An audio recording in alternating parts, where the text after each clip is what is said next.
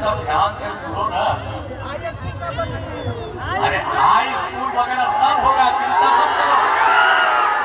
कहा कि कम से कम 1/3 की हम 50% महिलाओं का करेंगे, हम करा दिया। 4 चुनाव हो चुका, पंचायत का और नगर निकाय का। तो एक एक तरह से देख लीजिए महिलाओं के लिए कितना काम हुआ, पढ़ाई का भी तो काम हुआ।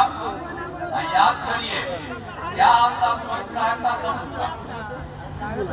देश भर में स्वयं सहायता समूह था। स्वयं सहायता समूह में महिलाओं को उसमें लगाया जाता था। दूसरी जगह हम जहाँ जहाँ घूमे थे वहां था, और जब यहाँ पर आए तो यहाँ पर नाम मात्र की महिलाएं, कुछ ही जगहों पर बहुत कम। तो हम लोग को अफसोस हुआ और हमने वर्ल्ड बैंक से कर्ज लेकर के स्वयं सहायता समूह का हम लोगों ने शुरू किया। और स्वयं सहायता समूह किया और उसमें सब महिलाएं थी। तो महिलाओं के लिए तो हम लोगों ने जीविका कहा, और बाद में हम सबको जीविका दीदी बोलते हैं, याद करिए।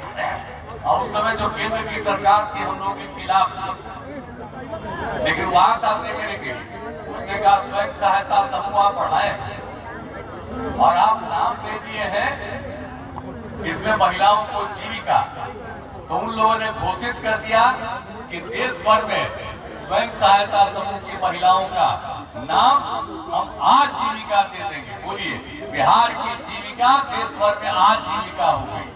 तो कभी भुलाइएगा, सब जो जीविका दीदी या कितना बढ़िया काम करती है, अब कितनी संख्या बढ़ गई है। हम तो जहाँ कहीं भी जाते हैं देखते हैं, और जिस तरह से जीविका दीदियों में और जो सब कुछ स्वयं सहायता समूह में कितना अच्छा काम करती है, कितना अच्छा बोलती है, और एक एक चीज का ज्ञान हुआ। और आपको मालूम है स्वयं सहायता समूह की संख्या 10,51,000 से आगे हो गई, और महिलाएं उसमें कितनी हो गई 1,31,00,000। और अपने शहरी क्षेत्रों का भी शुरू कर दिया। आप बताइए, पंचायत का चुनाव, नगर निकाय का चुनाव, और इसमें आपको स्वयं सहायता समूह का गठन किए, आजीविका दीदी हम कहना शुरू किए। कितना काम हो रहा है, और कितना ज्यादा लड़कियों के पढ़ने का, लड़कों के पढ़ने का, सब तरह का काम हम लोगों ने जो शुरू कराया, एक एक तरह से पूरे तौर पर हम लोगों ने काम करना शुरू किया। अब आप जानते हैं ये कितना ज्यादा था।